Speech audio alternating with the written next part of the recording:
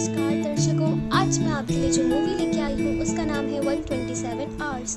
ये मूवी 2010 में रिलीज़ हुई थी।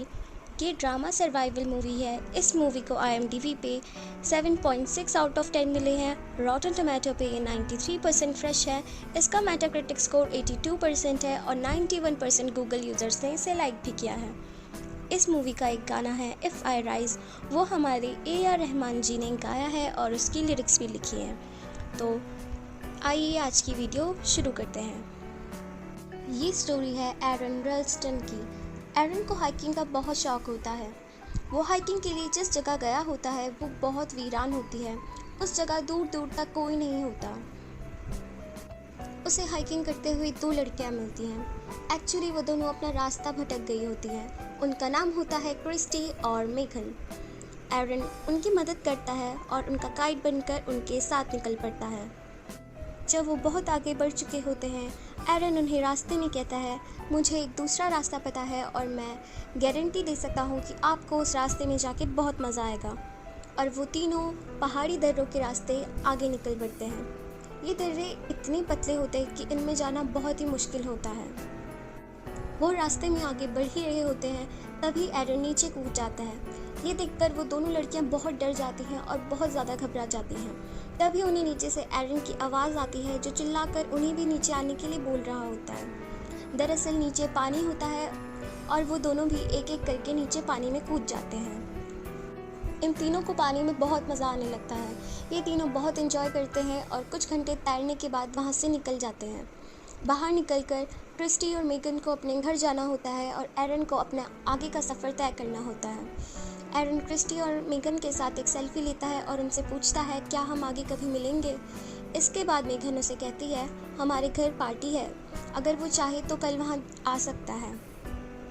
इसके बाद वो एक दूसरे को अलविदा कहते हैं और एरन अपने आगे के सफ़र पर निकल पड़ता है। एरन अपनी हाइकिंग को बहुत एंजॉय कर रहा होता है। वो पहाड़ी दर्रों के रास्ते आगे बढ़ रहा होता है, पर ये पहाड़ी दर्रे बहुत ही पतले थे। रास्ते में जब एरन दो संकरीय पहाड़ियों से नीचे उतर रहा होता है तो वो नीचे उतरने के लिए एक पत्थर का सहारा लेता है। जिस पत्थर से एरन सहारा लेता है वो पत्थर हिलता है और वो अपनी जगह से खिसक जाता है। इस कारण एरन नीचे गिरता है और वो पत्थर आकर उसके हाथ के ऊपर गिर जाता है।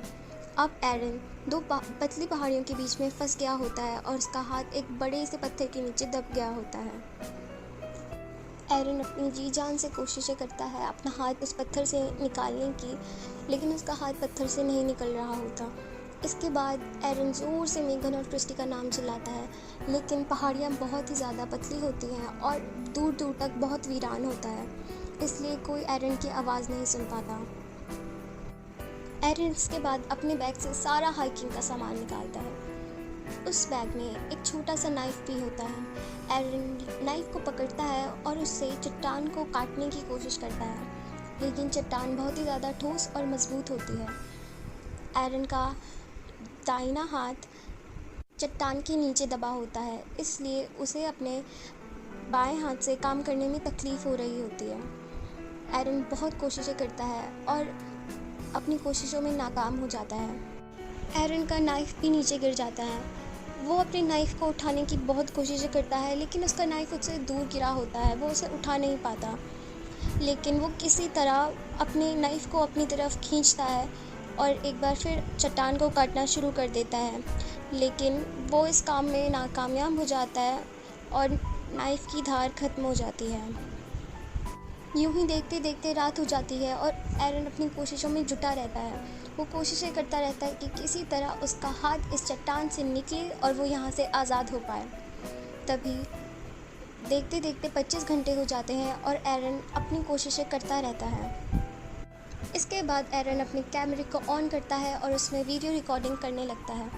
वो बताता है मैं यहाँ 25 घंटे से फंसा हूँ और किसी को नहीं पता मैं यहाँ हूँ, क्योंकि मैं किसी को यहाँ बता के नहीं आया था। वो बताता है उसके पास अब बहुत कम खाना बचा है और पीने के लिए सिर्फ 400 या 500 ml पानी है।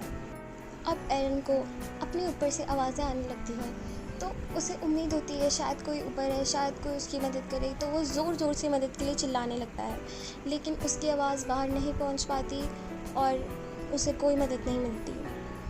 फिर दोबारा शाम हो जाती है और फिर रात। एरन अपना बचा कुचा खाना खा रहा होता है और याद करता है मेगन ने उसे अपने घर पार्टी में बुलाया था। वो उस पार्टी को इमेजिन करने लगता है और अपने आप से ही बातें करने लगता है। दरअसल ऐसा लोगों के साथ अक्सर होता है, जब वो कभी फंस जाते हैं वो चीज़ें हेलुसिनेट करने लगते हैं।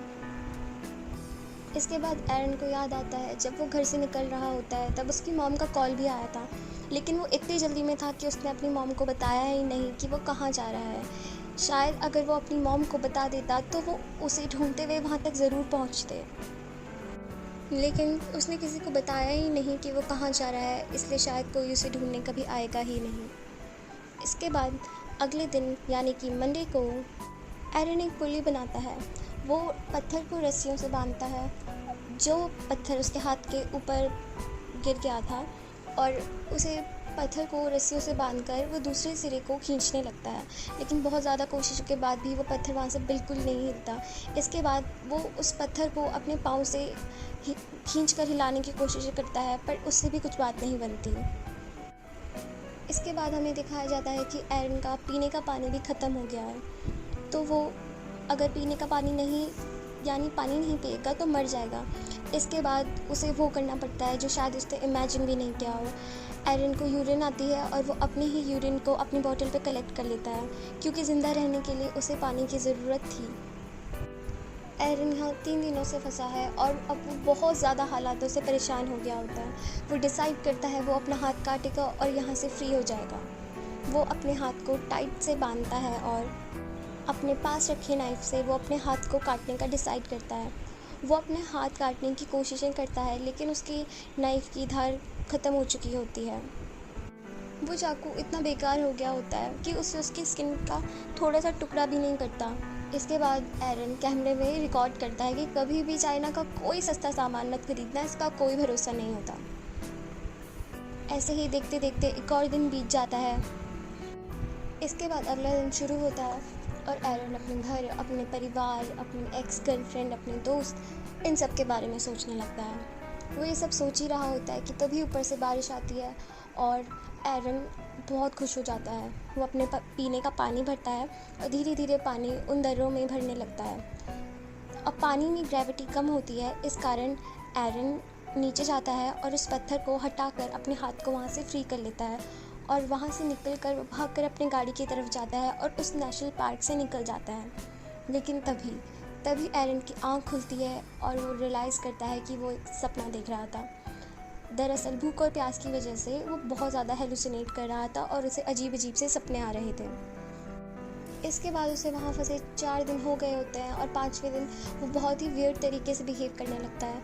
वो खुद से बातें करता है, मजाक करने लगता है, हंसने लगता है और वो खुद से ही कहने लगता है कि काश अगर उसने अपनी मॉम का कॉल रिसीव कर लिया होता तो वो उसके मिसिंग होने की कंप्लेन लिखवा देती, या जिस शॉपकीपर से उसने सामान ख़रीदा था अगर वो उसे ही कुछ बता देता तो शायद वही एरन की मिसिंग रिपोर्ट दर्ज करवा देता। लेकिन उसने किसी को कुछ भी नहीं बताया। इसके बाद वो वीडियो रिकॉर्डिंग करने लगता है और अपने माँ बाप से कहता है, मम्मी पापा मैं आपसे बहुत बहुत प्यार करता हूँ।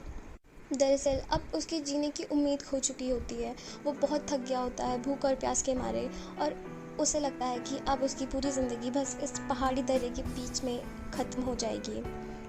इसके बाद एरन फिर से अपना हाथ बांधता है और जो चाकू जिससे उसका हाथ नहीं कट रहा था उसे देखता है। वो उस चाकू से अपने हाथ को नहीं काटता, बल्कि उस चाकू को अपने हाथ के अंदर घुसा देता है, इतना अंदर कि वो उसकी हड्डी तक टच हो जाता है। लेकिन इससे आगे वो कुछ भी नहीं कर पाता और एक और दिन ऐसे ही गुजर जाता है। अब वो इतना कमज़ोर, इतना वीक और इतना एग्जॉस्टेड हो चुका था कि अगर अब उसने कुछ नहीं करा तो वो वहीं हमेशा के लिए फंसा रह जाएगा। एरन कहता है, शायद ये पत्थर ज़िंदगी भर मेरा ही इंतज़ार कर रहा था। जब से मैं पैदा हुआ हूँ तब से शायद मेरी डेस्टिनी यही थी। और वो उस चट्टान पर RIP रेस्ट इन पीस लिखता है और अपना नाम, अपना डेट ऑफ बर्थ भी उस पर लिख देता है, क्योंकि अब वो अपनी सारी उम्मीदें खो चुका होता है और ये कर वो वहीं पे बेहोश हो जाता है। इसके बाद छठे दिन जब उसकी आंखें खुलती हैं तो उसे थोड़ी थोड़ी विजन्स आते हैं। उस विजन में उसे अपना फ्यूचर चाइल्ड दिखता है और वो खुद को उसके साथ खेलता हुआ देख पाता है। इसके बाद एरन में पता नहीं कहाँ से इतनी ताकत आती है, वो अपने हाथ को अपोजिट डायरेक्शन में घुमाने लगता है।